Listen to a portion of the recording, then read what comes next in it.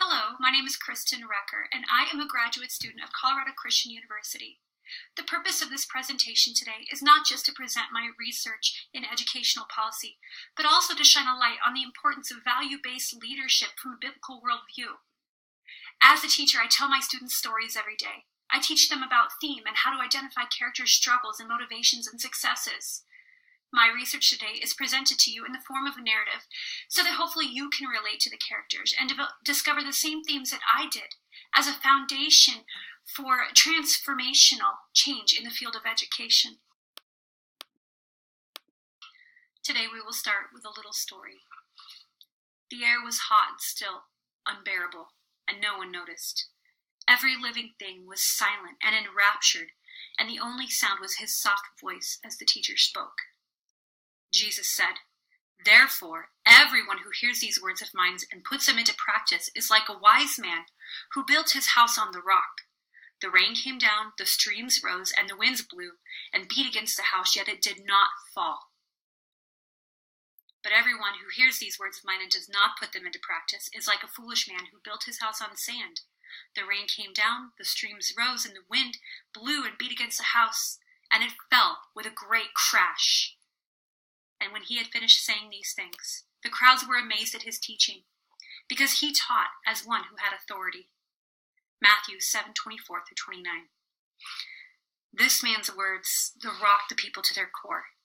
They knew it to be true as they lived and breathed, and they knew that they could stand strong on the foundation of those words and be successful because of their promise. And though because many people have strong values and strong morals, they do not stand firm on the foundation of Jesus' words, their actions do not match. This is the foundation for this research project. A master teacher, having values and knowing what is right for children, is limited by educational policy placed upon her. She's limiting children, placing narratives upon them that are not true and casting false attributions onto them. A master teacher who values students and wants them to grow and learn is limited by a policy that restricts her to the use of norm reference tests as a measure of academic achievement and student ability. This is the root of the work. Jesus has promised his students that if we follow him, if we stand true on our words as a firm foundation, then we will achieve according to his will, and our students will achieve according to his will as well. And when we compromise our values, and when we don't stand true to his words, then we have already stumbled. We have already failed. My research today is based on the incongruence between educators and their students. The problem that some students adopt fixed mindset as a result of educator practice, and that those narratives are themselves rooted in false attributes perpetuated in some way by what teachers do. Educators who adopt norm reference practices and who themselves have a fixed mindset about what students can do may contribute to students' fixed mindset and their lack of self-efficacy and their false attributions, which ultimately can shape their achievement. The research question that we investigate in our story today is, to what extent do teacher practices and teachers' beliefs contribute to a student's fixed mindset and ultimately to their achievement? The teacher, now facing this question, decided to research the root cause of the educational policy that dictated her instruction and caused that incongruence between what she believed and what she did. And what she realized right away is that the bell curve and norm referencing is a large part of the problem. Research by Beatty, Fendler, and Mufasar and Florian dictated that and concurred that the standardized use of the bell curve to explain patterns of human behavior in a distribution is not only invalid but inequitable, because it casts narratives on students that they will remain fixed within that curve. The teacher knew that Romans 12:2 asks us to be transformed by the renewing of our mind, and that Jesus would never ask us to fit categories of human behavior into boxes. If students continue to grow and learn, they would then move along the curve, not be static and fixed within a pattern of distribution. This led her to starting to think about what happened when we use norm reference tests to group students. We cast false attributions, and we sort them into these groups that assign behaviors to them that they may not otherwise exhibit. Students in the low-performing group or in the high-performing group begin to take on those behaviors, and their achievement outcomes match. If a student is designated as a low-performing student, they would then not work as hard, and they would not achieve as much. Students performing at a higher performing standard would work harder and achieve more. This led directly to the understanding of student and teacher mindsets. The research over the past several decades by Carol Dweck talks about how student mindset, if it's negative, it can shape their achievement. And when teacher mindset about a student is negative, the students begin to internalize that. The teacher casts those false attributions onto that student until the student believes that they cannot move and cannot achieve. A student who has always gotten Fs may not believe that he can ever change. A student who has been identified as special ed may not believe that they can achieve because they're constricted by the parameters of that label. This led to the work of teacher expectation and mindset and the teacher impact. We wanted to know, the teacher wanted to know, what happens when teachers don't expect the right things from their students, when they begin to cast their own narratives onto the students and expect less. And if students and teachers expect less of each other, then everybody is performing at a lower standard. So therefore, what is the teacher impact?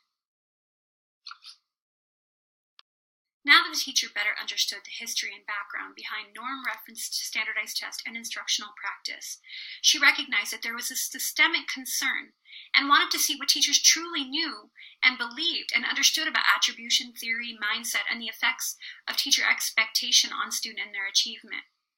The methodology used was a multidimensional survey developed by Google Forms using a Likert scale that was an anonymous opt-in questionnaire with 5 Likert scale questions and 3 narrative response questions. The target audience was ultimately the church, and the teacher wanted to know if the children of the church were being impacted by the practice rooted in worldly expectations around norm-referenced tests. After the teacher collected her data from 11 respondents, the results are as follows. Question 1 and 6 measured the link between teacher perception and student achievement cognition. Question number 1 results show that most teachers felt that IQ played a minimal role in student achievement capability. Question number 6, narrative question number 6, asked respondents to describe their personal beliefs about the relationship between standardized tests and student aptitude and achievement. Most believe that standardized tests were not an accurate measure of student aptitude and achievement, and that they should not be used as the primary measure, but be incorporated instead as a body of evidence about that student. Questions 2, 3, and 8 measured teacher perception and the validity of norm-referenced assessments. Question number 2 showed that most teachers thought the tests were invalid and not useful to some degree. No teachers thought the tests were completely reliable and accurate. Question 3, a majority of teachers responded that they used norm-referenced test outcomes to sort students. Narrative question number 8 asked teachers to describe their experiences with standardized tests and how they have impacted their experience as a teacher or student. Due to the subjective nature of this question and its basis in teachers' backgrounds and education, and as a educator and a learner, the responses were varied. The included worded out is a representation of some of the words found that were repeated. The larger the font size of the word, the more often it was repeated in the narrative responses. In questions 4, 5, and 7, they measured the link between teacher perception of student achievement and cognition and the student's mindset. In question 4, a majority of respondents disagreed that students' strengths and areas of weakness stayed the same over time. In question 5, a majority of teachers believe that teachers had a significant impact on students' mindset. Narrative question number 7 asked, describe your beliefs about the relationship between student mindset and achievement.